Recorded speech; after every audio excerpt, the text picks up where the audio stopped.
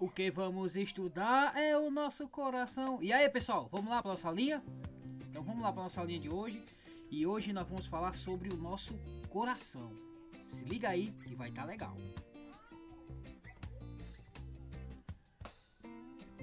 Então, sistema circulatório. Vamos lá para nossa aulinha do 8º ano.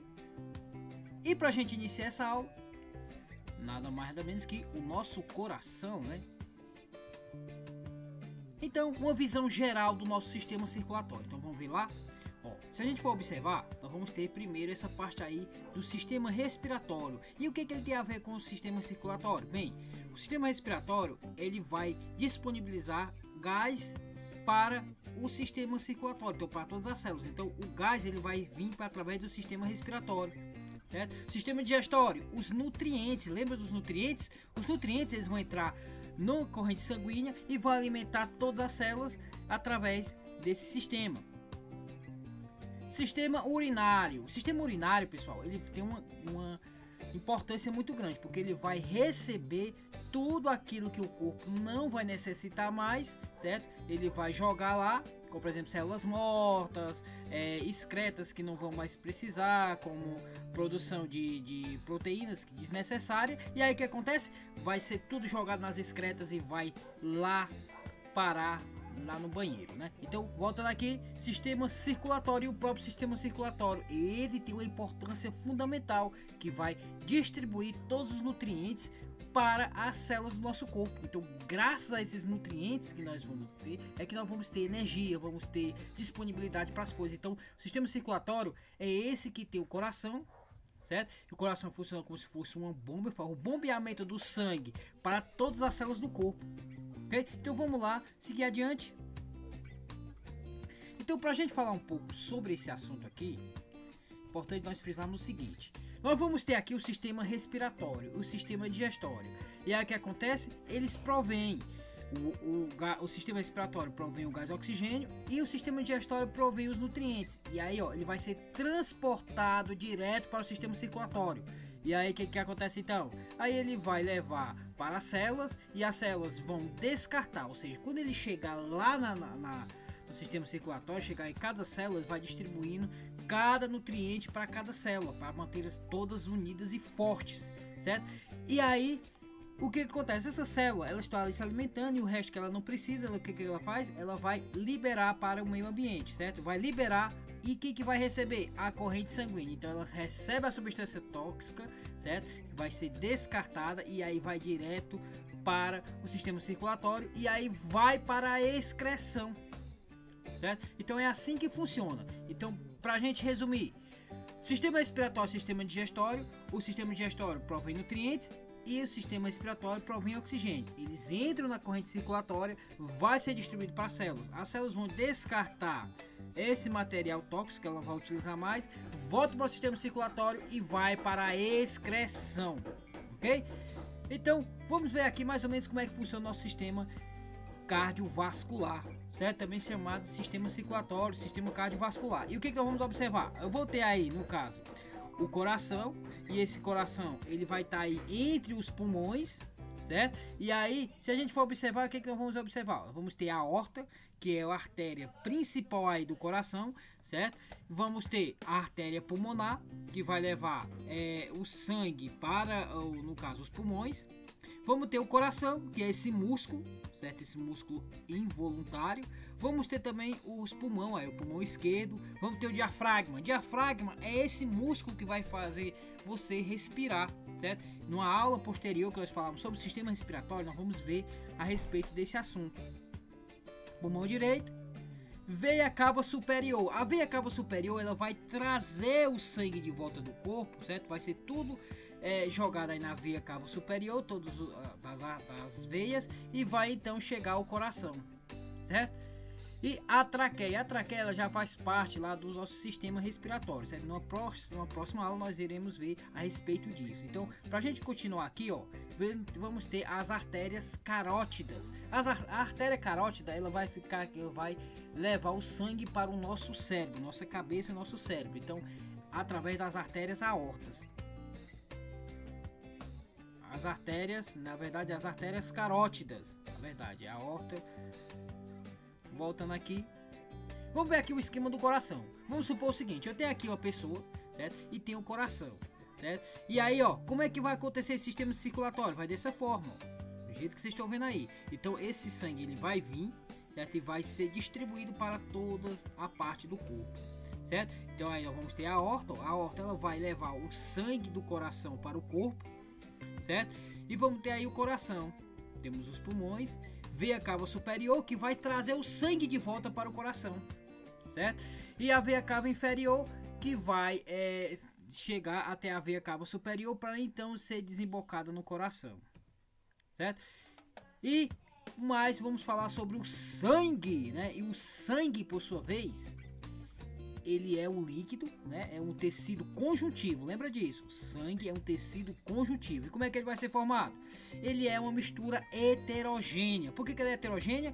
Ele vai ter mais de uma fase. Lembra lá das misturas? Então vai ter mais de uma fase. E nessa mistura aí nós vamos ver que o sangue ele é heterogêneo, certo? Então vamos pegar o sangue aí, ó. E o sangue que vocês vão observar é mais ou menos dessa forma aqui, ó, certo? Vamos ter os glóbulos vermelhos, vamos ter os glóbulos brancos e vamos ter as plaquetas. Esses são os elementos figurados e a gente vai ver sobre isso. E vamos ter o plasma. O plasma é um líquido amarelado, escuro, certo? E aí depois da centrifugação, lembra da centrifugação? Separação de misturas, né? Então vou ter aí um tipo de separação e a centrifugação. E o que acontece aí? Ele vai aparecer então a outra fase do sangue. E aí, ó, vamos ter 55% de plasma e 45% de elementos celulares. O que são esses elementos celulares? É justamente esses elementos figurados que eu acabei de mencionar agora anteriormente, certo? Seguindo aqui adiante, vamos ver, o plasma ele vai ser formado por água e a água forma 91% do plasma, certo? E esse é onde o líquido e a água vai ser importante porque ela vai ser onde vai estar dissolvida todas as demais substâncias, certo? Vamos ter também proteínas e essas proteínas representam 7% do plasma, certo? Então ajuda na coagulação sanguínea. Vamos ter aí também nutrientes, açúcares, minerais, vitaminas, aminoácidos, tudo isso está presente no plasma. Vamos ter também os gases dissolvidos. Lembra dos gases dissolvidos? O gás oxigênio, o gás carbônico, aquele gás carbônico que vai ser retirado do corpo e o gás oxigênio que vai entrar. Então ele vai estar dissolvido aonde? Justamente aí no plasma, certo? Então esse é um dos componentes do plasma. E o que tem mais? As excretas. Aquilo que o corpo vai jogar fora vai estar presente no plasma. Então o plasma é ele que vai ser filtrado lá pelos rins. É ele que vai retirar toda aquela sujeira, certo? Para então tirar a urina, por exemplo. A urina são células mortas, são coisas que o corpo não vai necessitar mais, então é jogado lá na urina, beleza? Então esse restante aí representa os outros 3% do plasma, ok? Então, seguindo aqui adiante, vamos ver os elementos figurados. E quando eu falo elementos figurados, o que eu tenho que ter em mente?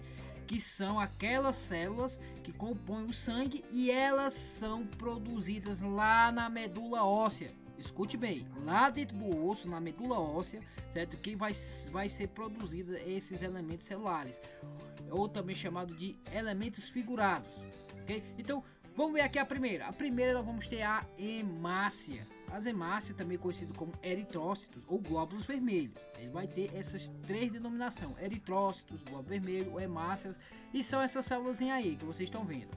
Ela é uma célulazinha anucleada, certo? E ela vai ter uma função bem importante. Ela vai ter um pigmento dentro dela chamado hemoglobina. E esse pigmento, ele vai muito importante porque ele tem uma facilidade de se ligar ao oxigênio.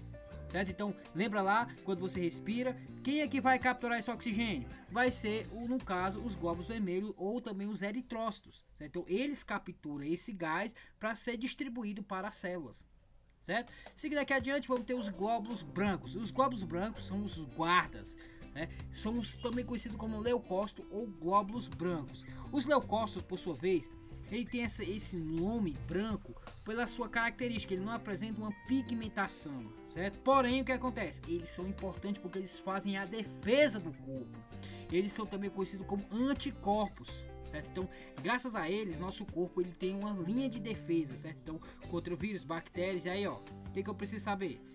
São a nossa linha de defesa do organismo contra qualquer invasor, seja vírus, bactéria ou outros patógenos. São chamados também de anticorpos, como eu já tinha falado, e são capazes de fagocitar o agente infeccioso. Fagocitar, o que é isso? Aí você já pode acrescentar essa palavrinha aí no seu caderninho, no seu dicionário. Então, fagocitar é a mesma coisa que comer, certo? Então, quando a célula fagocita, ela está se alimentando com esses patógenos, com essa doença, certo? Então ele vai livrar o seu corpo do mal através dessa fagocitose, certo? E aí por último vamos ter aí o outro, que é as plaquetas. E as plaquetas, por sua vez, elas são fragmentos de células, certo? Então ela tem uma função importante do nosso corpo. O que ela faz? As plaquetas, elas funcionam como se fossem coaguladores, certo? Como é que ela funciona então? Ela faz a coagulação sanguínea. Vamos supor o seguinte, que você sofreu um arranhão no braço, certo? E esse arranhão, ele começou a sangrar, certo? Com o passar do tempo, você vai observar que esse sangue que estava ali, ele vai ser estancado, certo? E não vai sair o sangue dali direto. E por que isso acontece? Por causa das plaquetas. As plaquetas, elas vão se unir, formando então uma barreira para que o sangue, então ele tampa aquele ferimento, certo? Para que o sangue não fique saindo por ali, certo? E aí, a seguir adiante, vamos ver sobre os vasos sanguíneos. Pessoal, tudo isso do coração para chegar até as células, eles precisam de um caminho, certo? Então, esse caminho é dado graças aos vasos sanguíneos, certo? E aí vamos ver quais são eles. Vamos ter aí as artérias e arteríolas. Aí vamos entender isso. As artérias, pessoal, são vasos bem grossos, certo? E são espessos, certo? E leva o sangue do coração para o corpo. Fica ligado nisso, certo? E as paredes internas são lisas, certo? E são grossas, espessas e dilatáveis, ou seja, como eles vão receber uma maior pressão, certo? Porque as artérias elas recebem uma pressão muito forte. Então o que acontece? Então é muito importante que ela tenha a parede grossa para poder aguentar a pressão, ela seja espessa e seja também dilatável, para que ela não venha se romper, né? E tem um detalhe importante, elas são lisas internamente, porque a gente vai já entender como é que funciona isso. Ó, vamos ter aí a artéria. A artéria ela vai ter uma túnica adventícia, vai ter uma túnica medial e uma túnica íntima, ou seja, se a gente for observar, ela é formada como se fosse, ela vai ter a pele, vai ter um músculo e vai ter uma parte interna também, certo? Formando então essa artéria, ok? E aí nós vamos ter aí o exemplo dos vasos aí, ó. Vamos ter as veias, as artérias. As veias são mais finas em relação às artérias. E vamos ter os capilares. Os capilares, por sua vez, ele vai ser formado por uma pelezinha muito fina, certo? E essa pelezinha muito fina vai fazer o quê? Vai fazer com que tenha facilidade de passar os nutrientes, os gases, por entre essas células, certo? Então, os capilares, eles são tem um exemplo de tecido único aí, certo? Fazendo então essa troca respiratória e fazendo então essa nutrição, certo? Seguindo adiante, vamos agora para a nossa próxima aí, que é as veias e vênulas, certo? Então, quando eu falo em veia e vênulas, eu vou entender o seguinte: são aqueles vasos que levam o sangue do corpo para o coração. E tem um detalhe importante, dentro dela vai ser cheio de válvulas, que é justamente para fazer com que o sangue não retorne, que o sangue continue apenas em uma única direção, certo? E são mais finos que em relação às artérias, né? E outra coisa, eles agem contra a gravidade, ou seja, como se a gente for observar, a maior parte do nosso corpo ela fica abaixo do coração, certo? Com isso o que acontece? Para poder essas veias elas agirem de forma coerente, o que você vai observar? Que ele vai ter válvulas para fazer com que esse sangue ele suba até lá. E que válvula é essa, professor? Vamos ver agora, ó. As válvulas são isso daí, ó, certo? Se você for observar, ele vai ter como se fosse essas paradinhas aí que vai fazer com que o sangue ele continue numa única direção, certo? E assim, ó, não deixando com que o sangue retorne, certo? Como eu te falei para vocês, se nós formos observar, a nossa maior parte do corpo é abaixo do coração. Então, o sangue para subir ele vai contra a gravidade. Então, se não tivesse essas paradas aí, essas paradinhas, esses ganchinhos para fazer com que o sangue ele vá em uma única direção, esse sangue retornaria, certo? E não seria algo tão interessante para o nosso corpo, né? Porque o sangue não conseguiria chegar adequadamente até o coração, ok? E aí vamos lá para a gente fazer o resumo disso. O vaso sanguíneo, aí eu tenho aí ó, os capilares, né? E aí vamos entender agora a respeito dos capilares. São vasos finíssimos, importantes para a nutrição das células e excretas. Ou seja, os capilares eles são faz parte aí ó, é como se ele fizesse a interligação entre as artérias e as veias. E aí vamos ver lá algo que eu não falei ainda sobre as arteríolas. Pessoal, artérias ela tem um calibre maior, ou seja, elas são mais grossas. As arteríolas elas são menores e vão fazer ramificação.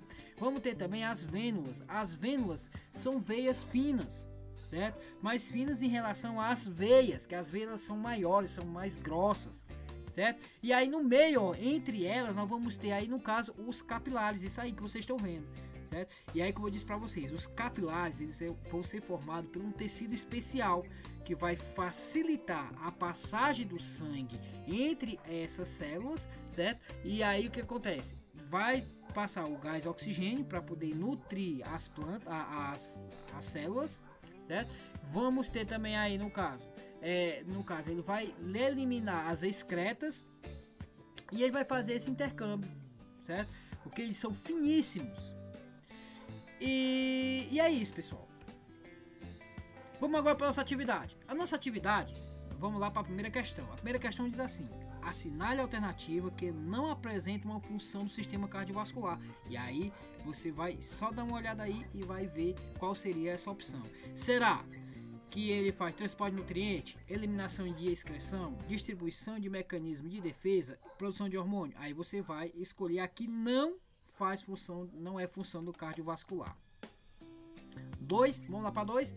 Sobre a estrutura do sistema cardiovascular, é correto afirmar que, aí nós temos A, é formada por coração, vasos sanguíneos e sangue. O coração é o órgão muscular oco, está situado atrás dos pulmões. C, os vasos sanguíneos são compostos por músculos estriados. D, o sangue é o principal órgão do sistema cardiovascular. Vamos para a terceira aí. A terceira tem assim: o sistema cardiovascular é formado pelo coração e é uma grande quantidade de vasos sanguíneos. Repetindo aqui, pessoal. O sistema cardiovascular é formado pelo coração e uma grande quantidade de vasos sanguíneos. Esses vasos podem ser classificados em 3 tipos: artérias, veias, capilares. Sobre as artérias, marque a alternativa correta. E aí, ele tem aí a opção que você vai responder para saber qual seria então a característica das artérias, certo? E seguindo aqui adiante, vamos ver lá.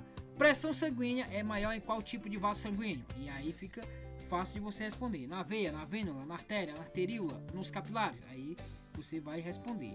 Vamos para a quinta aí. A quinta tem assim: os capilares são os vasos sanguíneos que permitem por difusão a troca de substância como nutrientes, excretas e gases entre o sangue e as células.